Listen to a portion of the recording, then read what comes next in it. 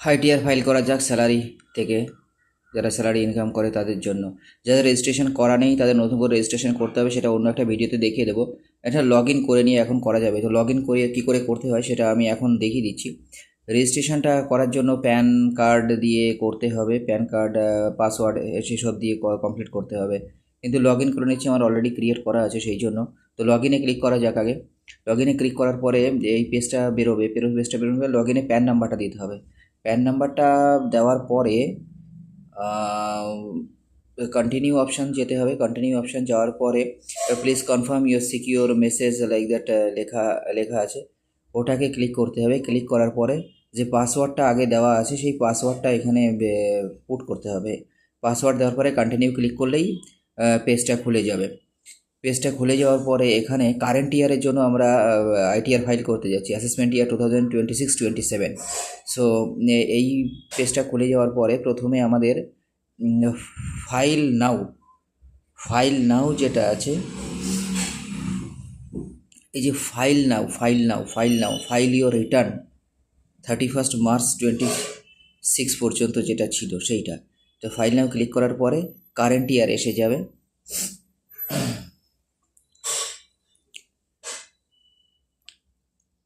তো অ্যাসেসমেন্ট ইয়ার current year যেটা, সেটাকে ফাইল করতে হবে 26-27। তারপর এটা কি করতে হবে, সেটা অনলাইন না অফলাইন, আমরা সব অনলাইনই করব। ওকে, তারপর করতে হবে স্টার্ট নিউ ফাইলিং যেটা আছে এটাতে ক্লিক করতে হবে। করার পরে এসে আইটিআর ওয়ানই ফাইল করব, যেহেতু যারা স্যালারি থেকে ইনকাম করে তাদের জন্যই ফাইল করছি। তো অনলি ফর স্যালারি এখানে দেওয়া আছে কারা কারা ফাইল করতে পারে, সেটা একটা করে হাউস প্রপার্টি থাকতে হবে, তার বেশি থাকতে পারবে না। আদার ইনকাম হলে ব্যাংক ইন্টারেস্ট থাকতে পারবে, আদার কিছু থাকতে পারে, এইসব ডিটেলস এখানে দেওয়া আছে। তো যারা রেলের চাকরি করে বা ছোটোখাটো চাকরি এদিক ওদিক করে তারা নিজেরা এটা ফাইল করতে পারে, তার জন্য আলাদা করে নতুন করে কিছু করার দরকার নেই। কাউকে প্রফেশনাল দিয়ে টাকা পয়সা দিয়ে করতে হবে না, নিজে নিজেই করা যাবে। এটা একদম সিম্পল ছোটোখাটো ব্যাপার। 4-5টা ক্লিক করলেই আইটিআর ফাইল হয়ে যাবে, নিজে থেকে নিজেই হয়ে যাবে এবং নিজে থেকে শেখা যাবে, জানা যাবে কী করে কী করতে হয়, কী হয় সেটা। তো প্রসিড উইথ আইটিআর ওয়ান, যেহেতু আইটিআর ওয়ান স্যালারি থেকে করছি সেই জন্য। তো মেসেজটা দেখিয়ে দিচ্ছে কী কী কারা কারা করতে পারবে না পারবে, ক্রাইটেরিয়া, এত কিছু দেখার দরকার নেই, শুধু just click on okay. Okay,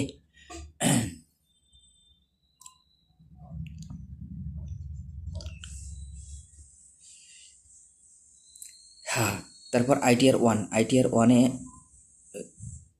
click করার পরে কত লিমিট পর্যন্ত ছিল কি ছিল সেইটা আমরা দেখার জন্য দিতে হবে। Taxable income is more than basic exemption limit, মানে 4 লাখের ওপরে হচ্ছে কিনা সেটা দেখতে হবে। 2.5 লাখ থেকে 4 লাখ তার উপরে হলে আইটিআর ফাইল করার ব্যাপার থাকে।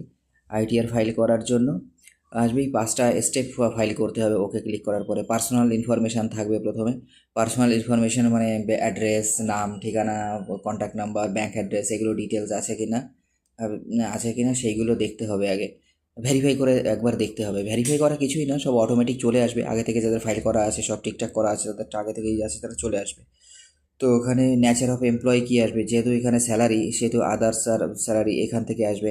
এখানে আদার্স করছি, মানে গভর্নমেন্ট স্যালারি নয় সেই জন্য আদার্স করছি। গভর্নমেন্ট স্যালারি করতে হতো। তো 139 ওটা ক্লিক করতে হবে, কারণ আমরা টাইমের আগেই করছি সেই জন্য সেটা। ওকে, আর নিউ ট্যাক্স রেজিমেই করছি, পোল ট্যাক্স রেজিমে আর কিছু নেই। নতুন ট্যাক্সেই সব করা সবচেয়ে ভালো আর কি। 12 লাখ পর্যন্ত ডিসকাউন্ট দিয়ে দিয়েছে গভর্নমেন্ট, সেহেতু এটাই করা ভালো। তো ব্যাঙ্ক ডিটেলসটাকে একবার চেক করে নেওয়া যেতে পারে। ব্যাঙ্ক ডিটেলসে যেটা রিফান্ড যাবে, যার যদি রিফান্ড যেয়ে থাকে তাহলে সেইগুলো রিফান্ড জন্য আপডেট করতে হয়। এই আপডেট করা না থাকলে কিন্তু রিফান্ডটা আসবে না। সেই জন্য অবশ্যই যে ব্যাংকে আসে সেগুলো আপডেট করে তারপর আইটিআরটা ফাইল করবে, নাহলে করে রিফান্ড কিন্তু আসতে মুশকিল হয়ে যাবে। ওকে, এরপরে কনফার্ম করে দিতে হবে ওটাকে, ডিটেলস দিয়ে, ব্যাঙ্ক ডিটেলস দিয়ে কনফার্ম করে দিলে নতুন পেজ খুলে যাবে। এবার পরের স্টেপ, একটা তো হয়ে গেল 5টার মধ্যে। পরেরটা হচ্ছে গ্রস টোটাল ইনকাম, মানে সারা বছরে কত ইনকাম হয়েছে তার ডিটেল, এটা ম্যান্ডেটরি লেখা রয়েছে। তো সবগুলোকে ক্লিক করে করেই যেতে হবে আর কি। ক্লিক করলেই ওটা অটোমেটিক্যালি এআইএস থেকে এটাকে ফিল হয়ে যাবে। ওকে, যেগুলো আসবে না সেটাকে নিজে নিজে করতে হবে। নর্মালি সবার চলেই আসে, ইনকাম ফ্রম স্যালারি না, তো সেটা ডিডাক্টার সেটা সব অলরেডি ফাইল করে দিয়েছে ইনকাম স্টেটমেন্টে।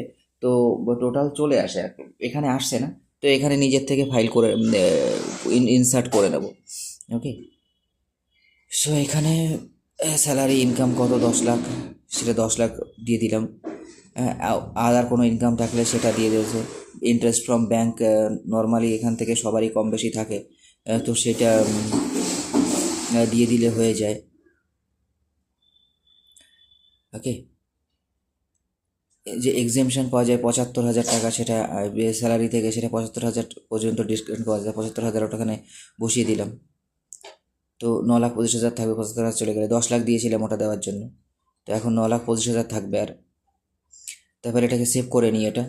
এবার হাউস প্রপার্টি থেকে কোনো বা যদি কোনো ইনকাম থেকে দুটো তিনটে অনেকের হাউস থাকে, তো একটা হাউস থেকে হাউস প্রপার্টি থেকে, তো হাউস প্রপার্টি এখানে কিছু নেই, সেই জন্য এটাকে ছেড়ে দিচ্ছি, কিছু ফিল করছি না এখানে।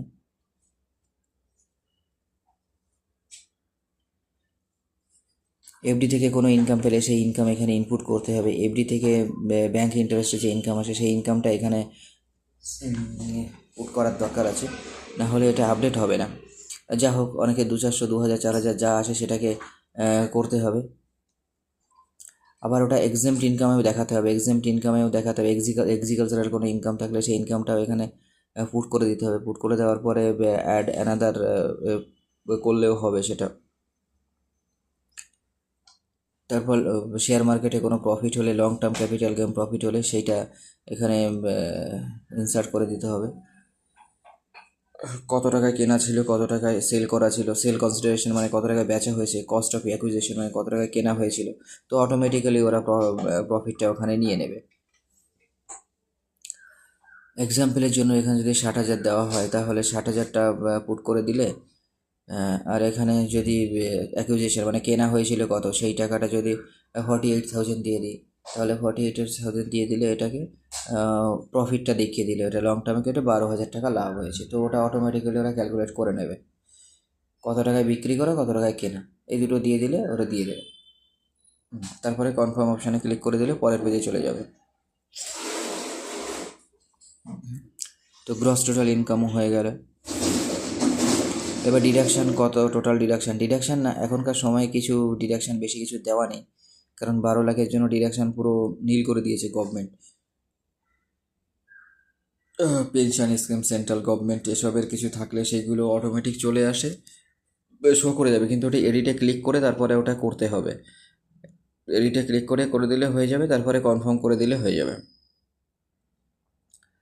তারপর ট্যাক্স পেইডের অপশানে ক্লিক করতে হবে, ট্যাক্স পেইড কনফার্ম করতে হবে। প্রত্যেকটা স্টেপ কী হবে, ক্লিক করে করে যেতে হবে, তাহলে ওটা যেগুলো ডেটা থাকবে সেগুলো নিয়ে নেবে আর কি অটোমেটিক্যালি। তো এখানে আমার যেটা ছিল 11,417 টাকা ছিল, সেটা অটোমেটিক্যালি চলে আসছে, কারণ ক্লিক করার পরেই আসবে, ক্লিক করার আগে কিন্তু সেটা আসবে না।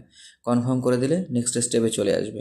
আসার পরে ভেরিফাই ইওর ট্যাক্স লায়াবিলিটি, তো কত ট্যাক্স পড়ছে না রিফান্ড আসবে সেটা ক্লিক করলে বোঝা যাবে, ক্লিক করলেই তবে এটা দেখা যাবে। তো এটা পুরো পেজটা খুলে যাচ্ছে, কত total income, gross total income ছিল সেই ইনকামটা দেখা যাচ্ছে। তারপর কত ট্যাক্স পড়ছে সেটা, গভর্নমেন্ট কত রিডাকশান দিচ্ছে সেটা 33,853, কারণ এটাই ট্যাক্স পড়ছিল বলে গভর্নমেন্ট এটাই ডিসকাউন্ট করে দিচ্ছে, কারণ গভর্নমেন্টের 75,000 পর্যন্ত আমাদের ডিসকাউন্ট দেওয়ার কথা, তো সেটার জন্য এটা আমাদের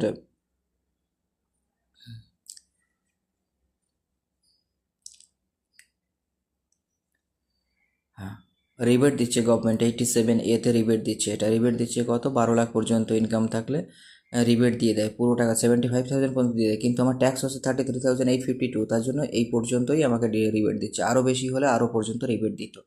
সো 12 লাখ পর্যন্ত ট্যাক্স পে করতে ভয় পাওয়ার কিছু নেই, কারণ ট্যাক্স নীল আসবে আলটিমেটলি।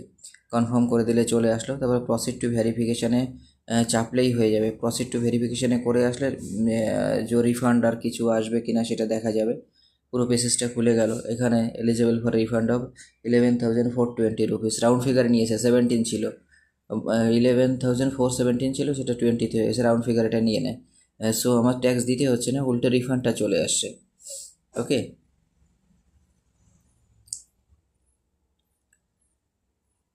তো এখানে আমার রিফান্ড হয়ে যাচ্ছে 11,420 টাকা, ট্যাক্স না পে করে উল্টে রিফান্ড হয়ে গেল, কারণ এইটা আগে কেটেছিল 12 লাখ যে নিয়ম হয়েছে তার আগে পর্যন্ত তো টাকাটা কাটছিল, ডিডাক্টর মানে এও যে আমাকে স্যালারি স্লিপটা দেয়, স্যালারি বানিয়ে দেয় সে।